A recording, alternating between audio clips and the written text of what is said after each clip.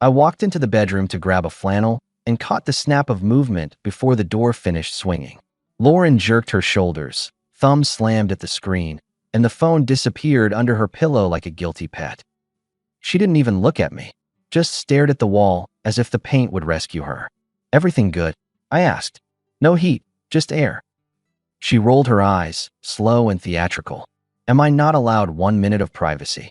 The words came with a little laugh that wasn't a laugh. "Sure," I said. "Who's got VIP access to it?" "Don't start," she fired back. The jealous husband routine again. You get bored and this is the show. I crossed to the dresser and pulled out a shirt. I asked a question, and I said it's private. It was my sister. She folded her arms. "Which you'd know if you didn't have to audit every breath." "Show me." "Wow." She barked a short laugh. "This is pathetic. I'm not performing for you. I'm texting Jenna. Family. End of story." "Then open it." She shook her head. "No, because it's not about the text. It's about you needing control. That's not love, Mark. You want a phone inspection? Get a job at the airport." "We done?" I asked. "Neutral." She stood, chin up. "We're done when you stop making a scene. I'm not your employee." She brushed past me toward the bathroom. The phone stayed under the pillow. She kept her eyes somewhere near my shoulder the whole time, like I was a bright light she needed to avoid. I let her pass, folded the flannel, and took it with me downstairs. If I'd understood then where it was headed, I would have checked the fire exits on the way out. The next 3 days were polite as a memorial. She poured coffee, not for me. We ate in silence. Forks sounded like tiny hammers. She said she had to see her mom in Round Rock. Then her shift ran late. Then a second day of "we're short-staffed." Meanwhile, her phone developed a rare skin disease. It couldn't touch daylight. I noticed the new rituals. She started putting the phone face down everywhere, like it needed rest. If I walked into a room, her thumb twitched. She called her mom and went upstairs with the door almost closed.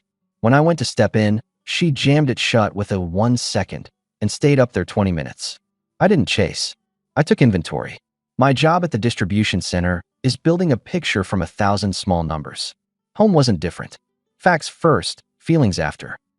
On the third day, I ate lunch in my truck behind the warehouse. Window cracked to let out the smell of reheated chicken and a good portion of my patience. The phone buzzed. Lauren's name on the screen. I opened it without a thought, then read it twice. He totally bought it was my sister. Men are so simple. You owe me for that. The second line hit me harder than the first. Not the content. People lie. It's a hobby, but the tone. The casual bookkeeping. The idea I was a customer in their little accounting system, paying into a fund called Mark's Trust. I stared at the text until the screen dimmed. Then I locked the phone and stared at the steering wheel. The cold part of me started moving boxes. What she wanted, what it cost, where the exits were. 2 hours later, I walked through our front door and smelled salmon. Candles were lit. A glass of wine waited at my spot like it had missed me. Lauren was at the stove in a silk top she wears on holidays. "Hey," she sang over her shoulder. "Peace offering." I figured we both needed to come down. "Nice setup," I said. I set my keys in the bowl and took off my boots. She plated the fish and turned with an apologetic smile that had probably worked on people since middle school. I know I was sharp. "I'm sorry. Work has been insane. Mom is leaning on me. And you." She reached for my arm. "We just got sideways." The text was Jenna. "We were joking. You know how sisters are." "I'm an only child," I said. "Right? But you know." She laughed, too quickly. It was a joke taken out of context. "I sent it to you by mistake." I panicked. "I should have told you immediately. That's on me." "Read it again," I said. I pulled my phone, set it on the counter, screen up with her message. "Walk me through the joke." "It's sarcasm," she answered. "You know I do that. Men are so simple." I meant the opposite. "Like, we were teasing about you not noticing the mess of the garage, remember? It was dumb." I picked up the fork, cut into the salmon, then set the fork down. I saw the message. Her face froze like someone pulled the plug from behind it. Meaning you don't need to translate. The plain text is enough." She looked at the counter, then at me, then past me. It didn't mean anything. "Understood." I slid the plate back toward her. "I'm going to take a walk." "We should talk," she said, voice softening another degree. "We will," I answered. "But first I'm going to do something practical." I stepped into my office, closed the door, and opened the banking app, Maple Ridge condo glowed on the scheduled payments list like a guilty light bulb. I'd picked up that tab 2 summers ago after her dad's stroke, telling myself it was temporary, family, the right thing. Temporary somehow became normal. I canceled the auto pay, slid the savings transfer up to cover some projects I postponed, and closed the laptop. When I came back, Lauren was waiting by the sink, sleeves rolled, smile reheated. "Let's reset," she said. "I got tickets for that jazz thing on Saturday." "The condo," I cut in. "I'm done covering it." "You're joking," she said, but it wasn't a question. "No." Her voice jumped an octave. "My mother lives there, and she can keep living there," I replied, "by paying for where she lives. I've covered them for 2 years. I won't any longer." "This is punishment," she said. "You're punishing me because you got embarrassed by a dumb text."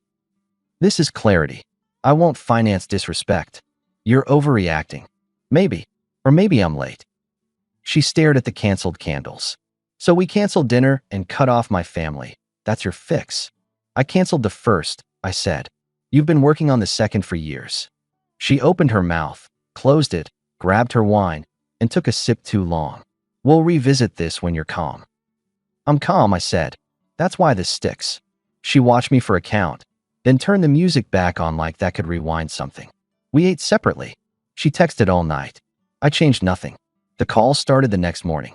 Patricia left 3 voicemails, each one longer and more wounded than the last. Jenna sent a paragraph with big sister energy and advice I didn't ask for. I put the phone on the counter and let it vibrate against the wood until it stopped. By noon, Lauren was in full PR mode. She hovered in doorways, brought me coffee, set her hand on my shoulder when she passed behind my chair. "You want lunch?" she asked. "I could run by your work. Bring something. I'll be fine." "Don't be stubborn," she said. "Let me do something for you. I'm all set." I ate in my truck again. Austin's son baked the dash. A knock on the passenger window broke the quiet. I looked over and found Jenna, oversized sunglasses and a look she'd probably practiced, the one that says she's not the bad guy, but she wouldn't mind if you were. I unlocked the door. She slid in with a takeout bag and a smile that showed concern the same way a billboard shows love. "Hi, Mark," she started. "I was nearby. Brought you a sandwich. I bring my own." She laughed. "Of course you do. You're reliable. Lauren says that about you all the time." "Does she?" "She does." Jenna twisted the lid off a bottle of water and handed it to me like she'd solved something. "Listen, this condo thing, rough. Mom is a mess. She doesn't understand what happened. Nobody does. Everyone understands," I answered. "They just don't like it." "Come on," she said. "You know how Mom is. She's fragile. She's resourceful," I countered. "She negotiated a rent-free life for 2 years." Jenna folded her arms. "It wasn't rent-free. It was family helping family. Then the family can balance the load." Her smile thinned. "You're better than this. You're not the guy who leaves people hanging. I'm not the guy who pays for people who laugh at him." She tilted her head. "Lauren told me you misread a text. She already apologized." "She told you that?" "She tells me everything," Jenna said, like it was proof of something noble. "She's scared, Mark. You're cutting things off, going cold." "It's not you." I unscrewed the water and took a drink. "What do you want?" "To help," she said. "To talk sense. To prevent a disaster. If you restart the payments for a few months, I can work on Mom, get her to sell some things, maybe move in with me. You live at the condo half the week." "That's not fair," she bristled. "I stay over sometimes to help." "Right." She put the sunglasses on top of her head so I could see the sincerity better. "I'm leveling with you. Lauren's fragile too. The last year has been hard, and not because of you, because of other things. She made some choices. We all do. You can punish everyone, or you can be a man and stabilize the situation. Being a man has never meant paying for the privilege of being laughed at," I said evenly. Jenna's voice sharpened. "Oh my God," she joked. "You never joke? You think you're perfect?" "Not remotely." "Then stop acting like you get to judge who's worthy of your support." She leaned back, studying me, and let impatience crack through. "Look, fine. You want truth?" She gave up a long time ago. She found something real, and she's happy for once. "You think money buys loyalty? It doesn't. So go ahead, hold the payments hostage. It won't bring you anything back." The words sat between us like a dropped wrench. She flinched after she said them, as if she'd heard herself one beat too late. I watched her realize she couldn't pull them back. Thanks, I said. That clears up the confusion. Don't twist it, she shot back. I didn't say. You said enough. She grabbed the takeout bag. I tried. Enjoy your moral victory. You too, I said. I stepped out of the truck and walked back to the warehouse. My manager, Luis, crossed my path with a clipboard and raised an eyebrow. Everything cool? Clarity day, I told him. Let me know if the afternoon loads shift. He nodded. You're running clean. Holler if you want to grab coffee. Back home, Lauren was waiting on the couch with folded hands. The look said pastor's office more than living room. We need a family talk, she announced. Tonight. Define family. Mom and Jenna are coming. Tyler is giving them a ride. Tyler, I repeated. Her younger brother kept his opinions to himself as a rule. He runs a mobile detailing business and measures his words like they cost him. He's neutral, she said. He'll help keep the peace. Peace arrived at 7 p.m. with righteous faces and a lot of perfume. Tyler stayed near the door, hands in the pockets of a Carhartt jacket he wears even when it's warm. Patricia sat straight, chin stiff, purse clutched like it could file a complaint on its own. Jenna took a chair at an angle that let her watch me and Lauren at once. I stood, nodded. You all wanted to talk. Go ahead. Patricia inhaled as if she'd been cast for this role. I don't understand why we are suddenly enemies. We are family. Your father-in-law was a good man. He would be ashamed. This is how you choose to honor him. I covered the condo, the utilities, the repairs. I replied. 2 years. I'm not your enemy. I'm just finished being your sponsor. You're cruel, she answered. You enjoyed playing savior. Now you get to play executioner. Very dignified. Jenna jumped in, quick. Mom. No. Patricia held up a finger. He wants to be the tough guy? Fine. But let's not pretend he didn't promise to take care of us. Lauren spoke then, voice steady. Eyes on me. We came to ask you to reconsider. Temporarily. It's not forever. How long is temporarily? I asked. Until we get through this, she said. Define this. She glanced at Jenna and back. The adjustment. The changes with work. Mom's medications. It all hit at once. Lauren, I said, you know I do numbers for a living. When someone wants my money, I ask for a ledger. The ledger here says I've paid for your family's home for 2 years while you and your sister send messages about how easy I am to manage. That ledger is closed. Patricia snapped. You read Lauren's personal messages? That is disgusting. She sent one to me by mistake. I said. Called me simple. Told Jenna she owed her. That one had my name on it. I read it. Lauren's jaw tightened. It was a joke. Then I'm not laughing. I told her. Jenna leaned forward. Mark, listen. I know you're hurt, but you're also being petty. This isn't you. Stop telling me who I am. I said. You don't know. You know the wallet and the driveway and the grill in the backyard. You don't know me. Silence stretched long enough to matter. Tyler cleared his throat. Mark, he said, careful. Can I ask something? Shoot. Is there any path where the condo gets a month to transition? I can talk to a friend about a sublet, help move stuff. It's not nothing. That's reasonable, I replied. 1 month last time, but not with me carrying it. If Lauren wants to cover it, she can. If you and your mom want to split it, do it. I'm out. Lauren's eyes sparked. You can't just drop this on us. I just did. She stood, palms up. Do you hear yourself? You're abandoning your family. You're old enough to stop calling your mother's condo your family, like it's my sacred duty. I answered. You and I are a family. That unit is adult satellites. They revolve fine without my gravity. Patricia exhaled through her nose. This is a mistake, and you will regret it. I looked at Tyler. That all? He looked at his shoes. Almost. Lauren shot him a warning glance. I didn't push. I leaned against the doorway, weighed the room, and made it simple. Time to go? This house is not a courtroom. I'm not the defendant. I'm not the banker. I'm the guy whose name is on the deed and who is done buying respect. Patricia clutched her purse tighter. You can't talk to us like. Out, I said. One word. No frost, no heat. Tyler surprised everyone by nodding first.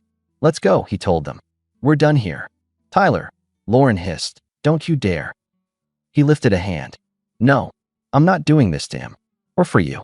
Get your stuff. I'll warm up the truck. They filed out with a chorus of muttering. At the door, Tyler turned back, met my eyes, and gave the smallest nod. I returned it. The deadbolt clicked behind them. The air changed. Lauren stood there, shock dissolving into project management.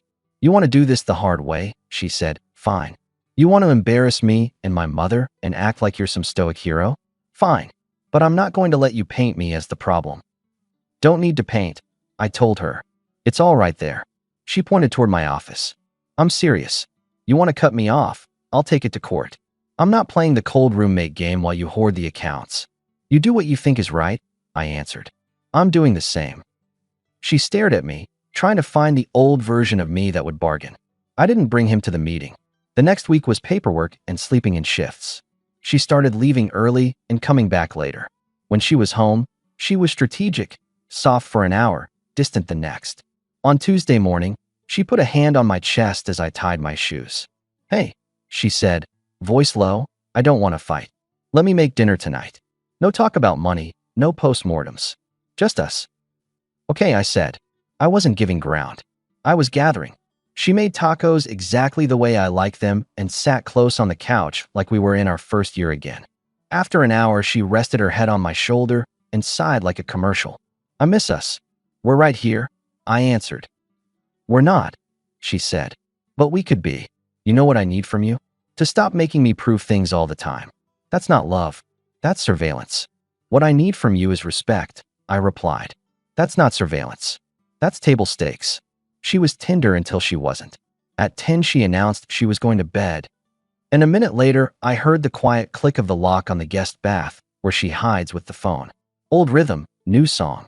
I went to my office and updated the spreadsheet I'd started with dates, calls, and the text Jenna couldn't unsay. Not because I planned to shove it in anyone's face. Because truth likes company. 2 days later, an email arrived through my attorney's office. Lauren had filed a civil action for support and division of assets. The language painted me as a distant provider who'd abandoned a dependent spouse and her obligations to family. The petition was heavy on adjectives and light on dates. We got a hearing date in Travis County. I forwarded the document to myself and read it again without breathing. Then I sent one text to Tyler. "You want to tell the truth or stay out of it? Your call. Hearing on the 14th. He took an hour. Then, I'll be there." Lauren saw the envelope on the counter that night and chose warmth as her weapon. She came into the garage while I was estimating lumber for a set of shelves. "This is ugly," she started quietly. "It doesn't have to be ugly." "You filed," I replied. "I filed to protect myself from you cutting me off without warning," she said. "You put me in a corner. Corners are for things that don't move. You have agency." She stepped closer. "I also have a heart. I don't want to turn this into war. Call your lawyer and tell him we can settle it ourselves. We can do a separation. Gentle. You keep the house. I keep the car. We make a plan. No drama. No court." "No," I said. "You're stubborn," she snapped. Then softened. "Please don't do this. Not to me." "I'm not doing anything to you," I answered. "I'm letting the facts talk in a place where your sisters can't." Her eyes flashed. "You're smug. You want to humiliate me." "No. I want to stop subsidizing a story where I'm the fool." She tried one more angle. "What if I move out next week? You keep everything. Just cover the condo for 2 more months so Mom can breathe. Then we're clean." "You want out," I said. "Then walk. But I won't buy your landing." She stared at me like she was trying to memorize my face for when she needed to hate it later. "You're not who I thought." "I am exactly who I said I was," I replied. "I just stopped renting the costume you liked." Court day was gray. I wore a suit that fit and a watch that keeps me honest. Lauren came in with her attorney, a man who enjoys his own reflection. Patricia sat behind them, lips pressed thin. Jenna wore a blazer she thought made her look professional. Tyler came in last. No tie, hair combed like he tried, seat near the aisle. The judge had the calm of someone who's heard every version of every story twice. Lauren's attorney went first. He spoke about a devoted wife left unsupported, a woman who had oriented her life around a marriage only to find herself cut off when she needed help caring for an ailing parent. He held up a printout of my canceled autopay, as if he'd found a weapon. My attorney didn't do theater. He asked to call a witness. Tyler stood and walked to the front, swore in, and sat with both hands on his knees like he was driving a car through bad weather. State your relationship to the parties. I'm Lauren's brother, he said. Have you observed discussions about Mr. Bennett's financial support of the Maple Ridge condominium? Yes. What did you observe? Tyler looked at Lauren for a second, then at the judge. My mom and my sisters talk loud. I heard them multiple times. They joked about how Mark will pay if you make it sound like family. They said, if he asks questions, change the topic to control or privacy. It was a plan. Lauren's attorney objected to plan. The judge told him to relax and asked Tyler to speak in his own words. Tyler nodded. They talked about how to keep him paying. I told them it wasn't right. Did you ever see messages? Yeah. He shifted. Lauren sent me a screenshot by mistake once. It said, if he starts to suspect, I'll cry at dinner. And something about telling him she was at mom's. The room got very quiet. Lauren's attorney looked at his notes as if they would help. Did you observe any overnights by Lauren away from the marital home? Yes, he said. She stayed with a guy named Dan more than once. She told mom she was at mom's, but she wasn't. My attorney asked 2 more questions. Dates. Times. No adjectives. We submitted printouts of the mixed-up text, the finances, and my original memo offering a month for them to transition without me funding it. Lauren's attorney tried to paint me as controlling. He pointed to the bedroom argument. He asked Tyler if I ever yelled. Tyler said no. He asked if I ever threatened. Tyler said no. He asked if Lauren was frightened. Tyler said Lauren was the one calling the plays. The judge's ruling was brief. Support denied. Division request denied. The judge said words about adult responsibilities, credibility, and how sarcasm in a text has a way of stripping its own disguise. Then he thanked us like he was dismissing a class that had finally learned something. We filed out. In the hallway, Patricia brushed past me like I was gravity she could ignore. Jenna kept her eyes on the floor.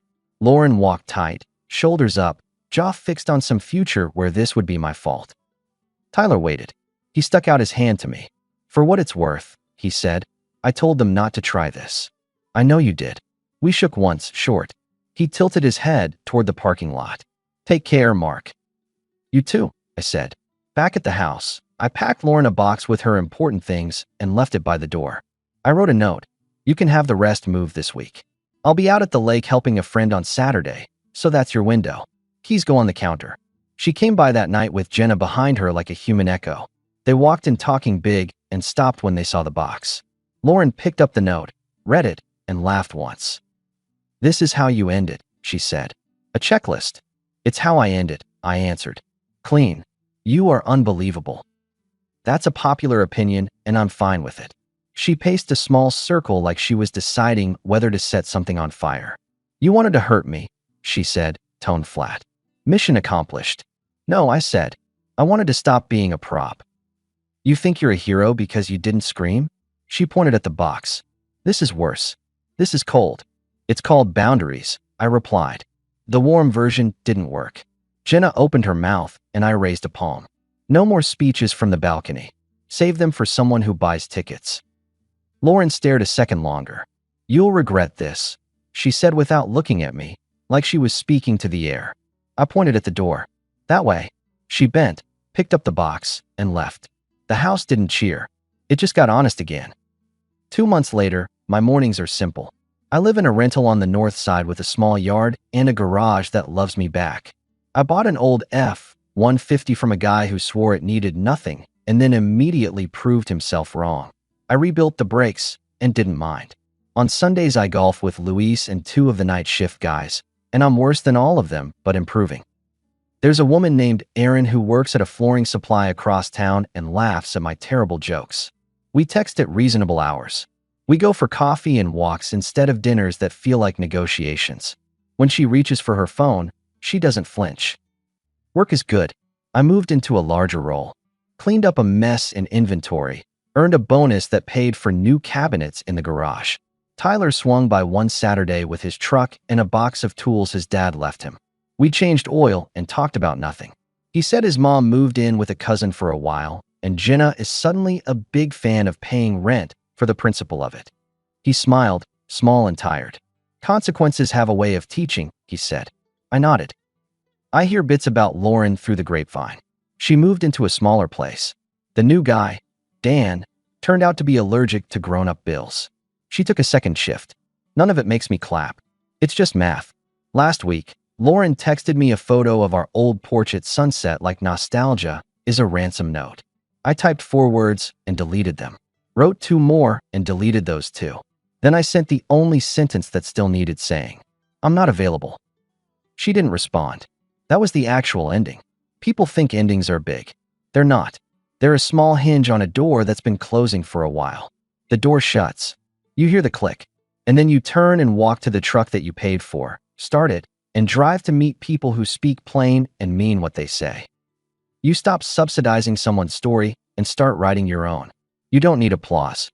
You need a steering wheel, a schedule, and a sense of what you won't tolerate again. I don't run. I don't forgive and forget like a doormat. I simply remember, and I act. That's the whole trick. If I'd known where it was headed, I would have checked the fire exits on the way out. I didn't. I learned instead. Good trade.